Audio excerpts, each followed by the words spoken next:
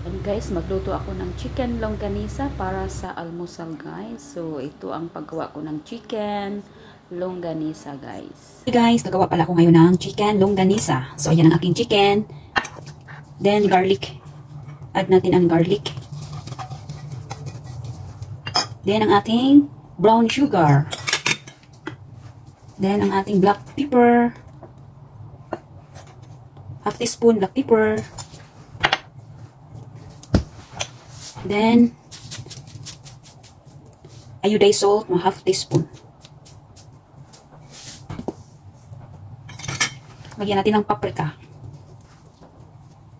So, wala akong aswiti guys. Paprika lang ang aking gagamitin. Then, 2 tablespoon soya sauce. Lagyan natin ng 1 tablespoon ketchup.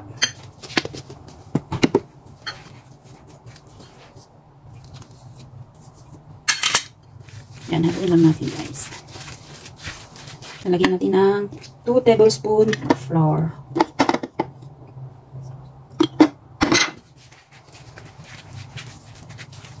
Yan na guys, na-mix ko na siya guys. Then, gawin na, ibalot ko na ito siya guys. Yan guys, balutin ko na ang aking chicken longganisa. So, meron akong plastic. So, ayan guys, pag natapos ko nito paggawa guys, ilagay ko muna siya sa freezer, patigasin siya guys. So, kinabukasan ko na ito siya lutuin guys. So, ayan guys, gumawa na tayo. Then, after ng malamig na ito siya guys, ito na yun siya guys. Ayan, magluluto na ako na para almusal guys. So, matigas na yan guys. Ilaga ko muna itong longganisa natin para madali siya maluto siya guys. Para lagyan na natin kunting mantika. Ayan guys, laga muna. So, ayan, nalaga ko na guys. Nalagyan ko ng kunting mantika para mo brown naman siya kunti guys. So, ayan na guys. Gisa-gisa natin. Then, meron pala akong sinangag na kanin partner dito sa aking chicken longganisa guys. Nagsangag ako ng kanin kasi ito ang nababagay sa ating chicken longganisa, ang sinangag na kanin. So, ayan na nga ang kanin guys.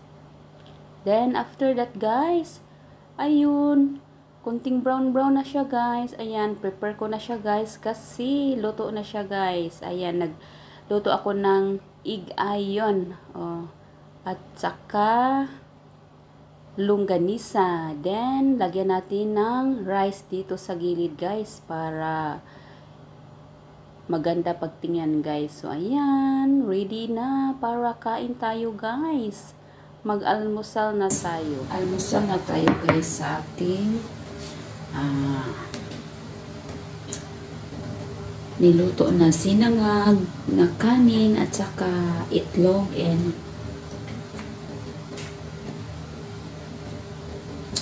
chicken longganisa.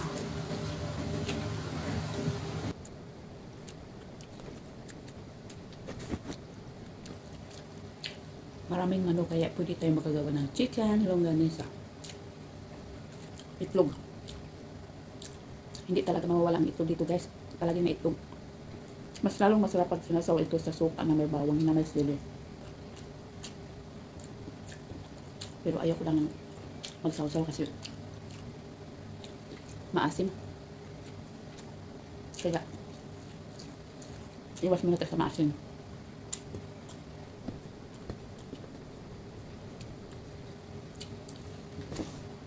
Guys,